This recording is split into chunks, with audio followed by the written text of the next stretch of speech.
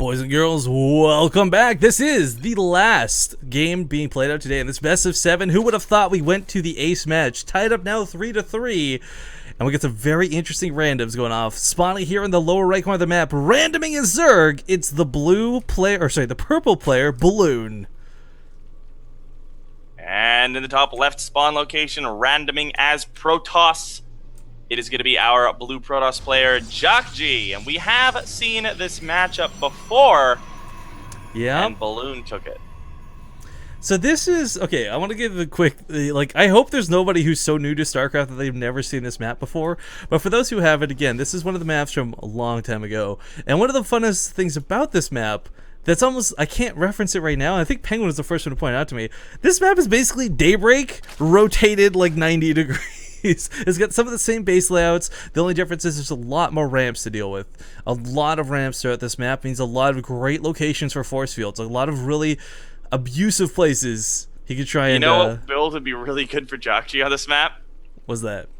Immortal Sentry. Yep, that's exactly what I was kind of alluding to. Good on every map.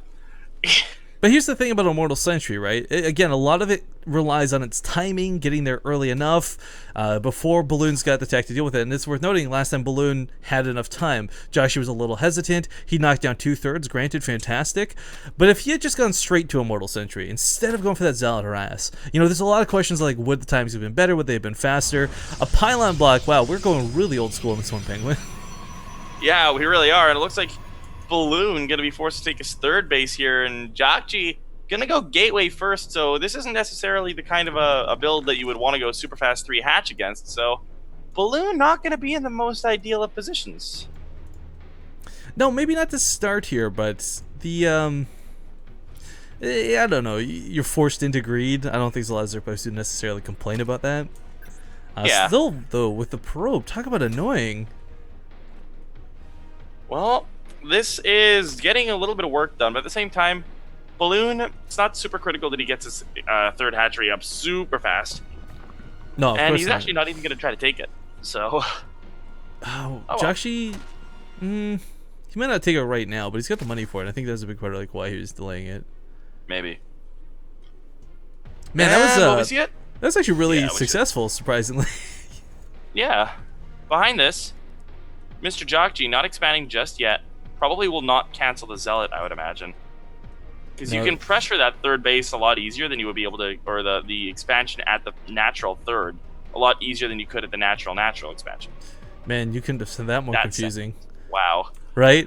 But no, you are absolutely correct, because on one hand, Queens can't really get down there to defend. The Zerglings aren't going to have creeps, so slowlings off a creep, walking over there 8 at a time. They'll get there eventually. I mean, this is not going to be the easiest thing for Balloon to deal with, but it's just one Zealot. It's not a big warp in. It's not a 4-gate all-in. Although, actually, as I say that, these other gateways are slapped down out of vision. Oh my god. Oh, but hang on, Balloon. God, Rifkin. Penguin, Balloon's actually moving across the map with these lings, though. I don't know if these will be done in time. Pylon. He sees the pylon! Oh, he's gonna deny the probe. Oh, no, the Zealot's coming out here. The lings, there's enough of them. The Overlord died. That was first blood. Okay. Wait. We do have 8 lings here trying to fight off against the Zealot. They're trying to deny this pylon. The second pylon coming down over to the left. This is very, very critical. This best of 7 random versus random show match is going to be decided by a 1-base 4-gate, Rifkin. It's a really bold move out of Jjakji, and if this wasn't scouted, it may have worked. Balloon had already been making a lot of lings, but the problem is a lot of lings don't automatically win you a game versus this many gateways coming down.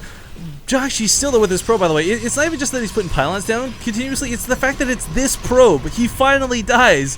But this was the guy from earlier in the game. The Zealot still stands. These Zerglings have been pushed back, but speed just kicked in. And for Jjakji, that is a really sad thing to see. All these pylons have been absolutely killed. Gonna be supply blocked. You can't do anything with these 4 gateways. This is about as messy as I think it gets for a player. But at the same time, he doesn't necessarily need to expand right now. A force field could hold this ramp. It's just speed Well, he can't expand. It's not an option. He's got a wall off the top of his ramp with the pylons. He's gonna lose his stalker too. Things could not go any worse for Jjakji this game. He doesn't have an overcharge. The lings could try to bust through this wall. Well, the force field's gonna help a little bit. The Mothership core DPS, let's not ever, you can't really underestimate that. I mean, this thing hits pretty hard pretty quick. As we see, lings are starting to die, but oh, that one force field does break. A couple lings get in here, more than enough lings get in here to threaten that sentry. And another force field was used on the ramp, but oh, missed! We're talking about earlier about Jjakji's God Mode force fields, but that's not going to be the case. This Mothership Core's up to 8 kills. Link still proving to just push their way in here. More pylons going down for Jjakji. This is such a panic moment, though. The overcharge does go off, and he will drive these out of the base. He holds until overcharge.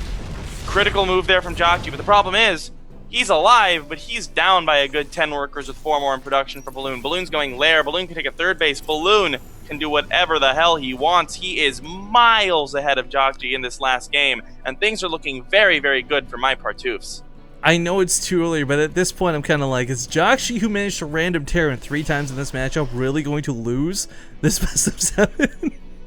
Oh my god, he did random Terran 3 times in this matchup. Right? So, like, at that point, I was kind of like, okay, Jjakji's going to auto-win this, but no, I mean, even just getting here to this game was impressive for me, but alright, not a good spot by any means. He's warping in units. This is, you know, we joked earlier about Daedalus Point. Let's do it again. You remember you had to 4-gate to take your natural? Same situation happening right now. Can he get the force field on the ramp? Does get the force field on the ramp, so these Lings will be driven back. But a layer's already completing up here. The natural base, the actual natural base is being taken, and he'll be on about 3 hatcheries. Like, there's no way in hell Jjakji has an answer to Spire right now, and we do have a Roach Warren on the way, but with the lair finishing up, are we going to see Spire? Yep, it's going to be Spire out of Balloon here. Man after my own heart. That almost just feels like a death sentence at this point, because 4 Gateway Stalkers with no Blink just can't deal with Mutalisks. If you had Blink, maybe it's different, a slightly different scenario, but only ever so slightly. I don't know if it's his main that's going to get targeted or the natural. This is looking like Balloon's series. This is looking like his game. It's right now, it is his to throw away. Yeah, and I mean, I'm trying to think about ways Jjakji can win this, but he's forced to go Robo here against Spire. He's not going to have anything to deal with these Mutalisks. Oh, nothing. You know what? I think he's focusing on the ground forces. Whether it's himself going for an Immortal Sentry attack or whether he thinks roaches are coming his way, neither of those are going to be the case. If he moves out of his base for the Immortal Sentry, he's going to get picked off in the middle of the map. Sentries with Guardian Shield can help a little bit, but it's not unless you have, like, seriously, like 40 sentries can you even deal with Mutalisks. Their damage just isn't there. Yeah, I mean, the next is going to be finishing up at 10 minutes 30. Oh god, that speaks volumes for the way this game has gone for Jjakji.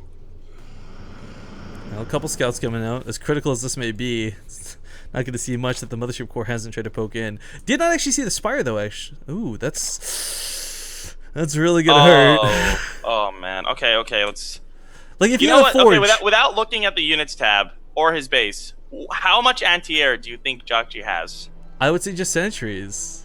6 sentries. 6 sentries, yeah. If you had a forge, that's what we're going to kind of get into there. Like, if you had a forge, at least you could put cannons down, right? But that's not even going to be the case. Jjakji may just be a dead man waiting. He sees the Spire now. It's complete. Mutas are on their way. Oh, by on their way, I don't mean on their way in the production tab. Like, I mean literally on their way to map. Jjakji's base. Like, he's getting a Twilight Council, warping in some Stalkers. He's trying to split his units as best he can. He's got the overcharge at the natural, the rest of the actual forces at the main. So, a decent split here from Jjakji. Is this going to be enough to hold? These mutas should not be able to kill him here. Did the Mothership go down? No, it actually it's lived. the natural. Yeah, so it actually made it all the way back home. 1 overcharge will be really nice. But of course, you can't defend 2 bases without 1 overcharge. Time Warp has no effect on anything here either. This is just so scary to look at. Blink is on the way, but Blink Stalkers are not the answer to Mutalisks. Not by any stretch of the imagination. They will help, but they're not how you shut these down. It's Phoenixes, it's Archons, it's lots of cannons within your mineral line. I mean, right now what Jjakji has just looks so not good. Yeah. Mutas are going to pop on in here, go over the Mothership Core. They get the Mothership Core, but not before the overcharge goes off. But the overcharge is not fast enough to kill these Mutas before they pick off a whole bunch of probes. Balloon making the choice to sacrifice a couple of these Mutalisks to go after some of the probes, killing off a grand total of 7 this game. Where's those air force fields everyone's been talking about, right? Baneling's on the way. Need an upgrade. Penguin, is this a guy after your own heart? Are we going to see the Penguin composition that beat Night End in the Acer Team Story Cup be what beats Jjakji here today? I think so. Maybe. The B in Baneling stands for BM. No, I wasn't doing it to be BM to Night End. No. I'm just saying because Jjakji's in this position where I think Balloon could win with anything, honestly, at this point. Yeah. The supplies are a little misleading here. Jjakji's stuck on 2 bases. He'll be mining out of his main soon. Upgrades-wise, he has +1 about to finish, but that's going to mean even upgrades on the Mutalisks compared to the ground units, if you want to look at it that way. It's never a good position. 12 Banelings on the way. Where are those Banelings? Looks like they're being morphed in at home. I mean, normally you don't go for Banelings because there's sentries. Force fields shut them down, but there's not a lot of sentries, and most of them are going to be in the main. The real reason is because it looks cool. Let's be honest. Yeah. Muta's trying to get some damage done here. Decent defense here from Jjakji. Not a good trade by Balloon. This is a little bit rough. The Blink Stalkers will be able to pick off quite a few of the Mutas.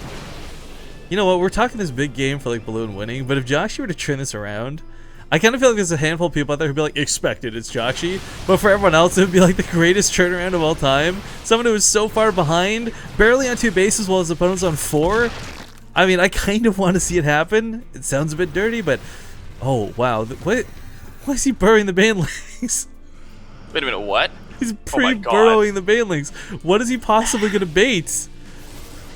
The Mutalisks gonna pick up the Mothership Core once again. There's a total of 2 that have died so far this game, but you know, he's not continuing to invest in the Mutalisks, which is a little bit scary to me because I kind of was hoping to see that 40 count, that 30 count. No, he is again. He's making more of them. Oh god, so many Banelings, so many Zerglings. Oh my god. So many more Banelings.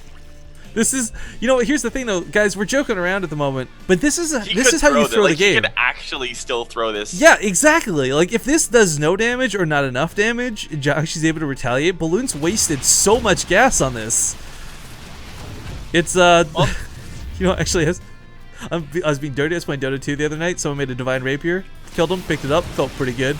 Kind of feel like that's what may happen here. Force fields will keep these back. Although there's an opening for the Banelings. Nope. Awkward is as awkward does. That pylon. Denied. That pylon with 1 HP. But alright, so does Balloon keep trying to go for this? I think he does. We have a tunnelings on the way. 600 gas banked. This is going to be so wild to watch these explosions go off. Banelings are going to roll in on top of the army, but force fields again out of Jjakji! A perfect wall goes down, and the Mutalisks are being beaten back by these Stalkers. If these Banelings ever get the chance to connect, they will eradicate anything they touch. Immortals, Stalkers, Zealots, it doesn't matter. Force fields left. Balloon could actually push through this. There's no force fields left. There's one force field. He doesn't know that, though. He doesn't know that, though, Penguin. He's going for an infestation pit. Is he going to go for Hive? My imagination says Ultralisk to break the force fields. There we go. 10 more Mutas on the way. All right. Oh, boy. This game, man. This is an interesting game. But this is, you know what? If we're going to have a random versus random show match, I wouldn't have this end any other way. No. All right, here we go. Are there enough force fields? There's a couple. There's a couple. That's the energy that Balloon gave him. He can still push through, but no. The time that Balloon just disengaged, that was the energy required to get those force fields down. But that, he has to be fully aware that's the end of it. There's about 3 more force fields actually, I think. But that's not enough to cover this full spread. And Jjakji, he can't play defensive all game. You can't turtle as a Protoss player the same way as you can, let's say, like a Terran. These Banelings, by the way, in clear view of this observer. I don't know who Balloon thinks he's probably going, what? Why? Balloon's right. Balloon doesn't know about the observer, actually. He doesn't have an overseer with the Mutalisks like you would normally see. There's a Colossus behind this. Balloon trying to break on through. There's a Colossus in that army now as well. Jjakji's bought enough time to get a unit that deals well against this, but he's mined out of his main in the meantime, whereas Balloon's established a 4th. I think Balloon's kind of realized, too, he's getting close to possibly throwing. He's got 11 more Mutalisks on the way. Unburrow, unburrow, unburrow! He's gonna unburrow! Oh, but this blink, he just blinks away and lets the Colossus deal with it. That was the lamest Banelings ever. These ones will get some pretty good connects. The Colossus does fall. There's still more Banelings over here. But as we can see, they're in full view of the Observer. I'm not sure why Balloon hasn't picked up on this yet. Stalkers were shooting them. Here we go. He unburrows them. Running him into the Stalkers is going to be a nice way to deal some burst damage. And, well, a lot of expensive units for Balloon going down, but a lot going down here for Jjakji as well. As the Lings move in, the Muta reinforcement come on out. The army supply difference. The army supply difference is too gross to look at. Overcharge shows up on the Nexus a little bit late. Colossus would deal with any Lings that actually came out. Now it's just the Mutalisks, and you know what? Low amounts of Stalkers could deal with this. There's not a lot of Mutalisks here in the air. I think the Nexus is still going to go down, but these Mutalisks might die if they go for it. So decides to trade that up. Look at that saturation on the base, by the way. Can we talk about this for a second? Jjakji cannot take a third. Balloon, if he had lost that Nexus, he wouldn't have enough money to rebuild another one. It would have been a really big loss here, but Balloon getting 5 Ultras out. There's not really anything to deal with Ultras. He actually did just kill the Immortals. And because Yeah. Jjakji was doing Colossus production, Colossus don't fare well versus these. This is the weirdest, dumbest way for this to play out, but I'm loving every second of it. Creep spread is so far across the map too. Jjakji, of course, not in a happy situation, but guys, I want to remind you all the prize pool for today was $150, 50 for second place, 100 for first place, of course. So, I mean, no one really walks away from here a loser today. Some nice cash for playing some StarCraft too. I don't know. If Balloon somehow finds a way to throw this, I'd call him a loser. Okay, you know what? Maybe a little bit. I feel really mean saying it, but maybe a little bit. More Banelings coming in here. The Ultralisks, though, I kind of feel like this is one of those rare instances where an A move can't lose. Because, I mean, again, this big game, but there's no Immortal standing. Blink Stalkers, if they had level 3 weapons, may be able to dance around these. But they're going to have to deal with the Mutalisks at the exact same time. Not to mention this huge Ling Swarm. So third base, denied. Ultralisk there we go. revealed. This army for Jjakji just looks pitifully small. It really does. It kind of is. Force field goes down, but as we know, massive units crush force field, so an 8 for effort out of Jjakji. But these Immortals just are taking no guff, or not the Immortals, rather the Ultralists are taking no guff. The Nexus goes down. GG is going to be called, ladies and gentlemen, Balloon! Balloon will take this series 4-3 and beat Jjakji in the random versus random showdown. That was awesome. I get all my Partoofs. Well, Partoofs aside. That's all I cared about. Partoofs aside, I think we could be very happy for Balloon. This was kind of his debut show match. He's not been able to participate in the Easter Team Story Cup or anything like that. I think a lot of people got to see him, hopefully not for the first time today, but maybe for the first time today. And of course, we all know Jjakji. GG, thank you for playing.